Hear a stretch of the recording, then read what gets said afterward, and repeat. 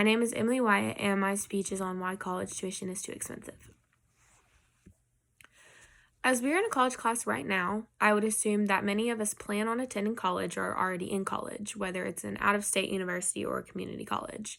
But do we really know how much college costs? Let's take a look at some numbers.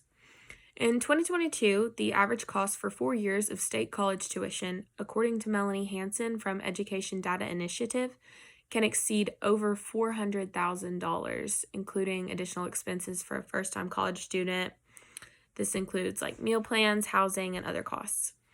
For reference, some other things that you could buy with $400,000 include a 3-bed and 3-bath beach home in Hawaii or a brand new Rolls-Royce Ghost. But why is college so expensive?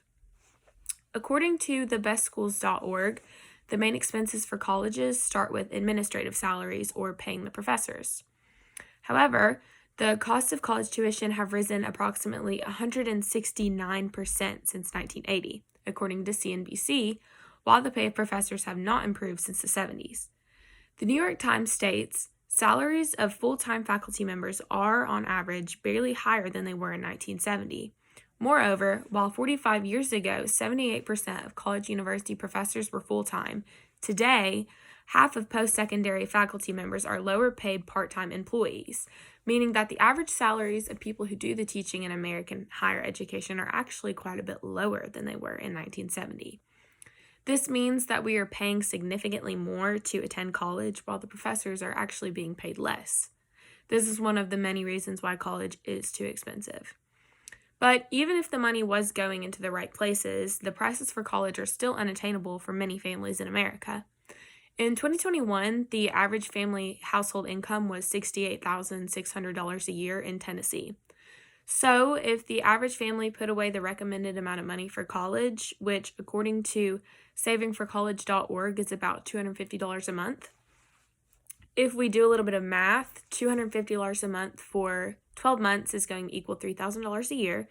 So, if our parents started saving when we were born, over the course of 18 years, which is how old most of us are when we graduate high school, we'll end up with about $54,000 in savings, which if we take a look back at the original price for a 4-year college, the $54,000 that our parents worked so hard to save is only going to cover a fraction of tuition.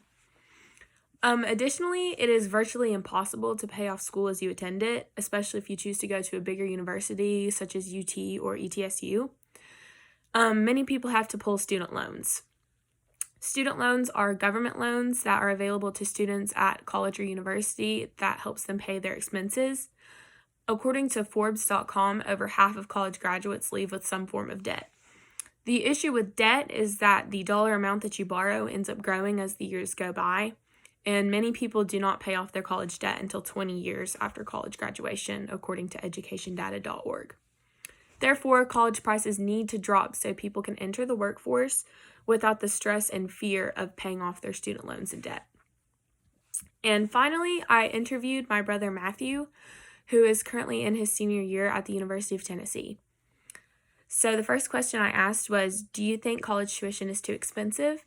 He replied, yes, by far. I believe the price of tuition is way overblown. If you were to get an itemized list of things you pay for, it's very outrageous. And as an in-state student, I can't even imagine out-of-state tuition and costs. Secondly, I asked, what would you recommend to prevent student loans and debt? He responded with, I think government intervention is one way. Scholarships are good, but aren't distributed as good as they should be. The number one way would be to somehow convince student loans companies to not recklessly give out student loans. The Tennessee Promise is a good example of government intervention as well for the people who live here. The final question was, will you or do you know anyone will have student loans after college graduation? He said, I will not be dealing with student loans. However, everyone that I know from out of state will be. A very large amount of people I know will be saddled with large amounts of debt after graduation. It's about 50-50 with the in-state and out-state. So, in conclusion, college is far too expensive. Many prices are completely unaffordable for many families in the U.S., and it's unfair to work so hard in high school to get the grades and make the ACT scores to get into college when college is going to drain you of your money and time. Consequently, we cannot change the price of college.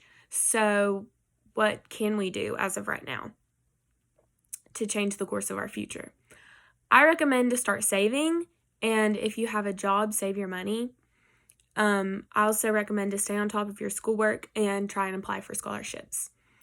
Community colleges are a good way to help save money for college, and I also recommend to apply for financial aid.